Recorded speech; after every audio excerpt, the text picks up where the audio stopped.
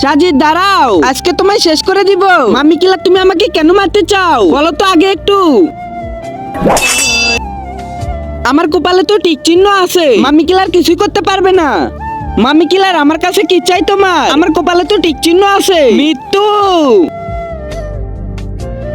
জুবাইর, আজকে তো তোরা আমি শেষ করে দিব।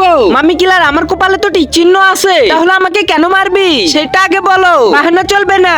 এর আগে তুমি যদি আল্লাহ তাআলার এই পবিত্র সুন্দর কোরআনকে মন থেকে ভালোবাসো তাহলে ভিডিওতে লাইক করে চ্যানেলটি সাবস্ক্রাইব করো। আর তুমি যদি লাইক সাবস্ক্রাইব না করো তাহলে আমি বুঝে নেব তুমি শয়তানকে ভালোবাসো। আর কমেন্টে অবশ্যই আল্লাহর নামটি লিখে যাবে।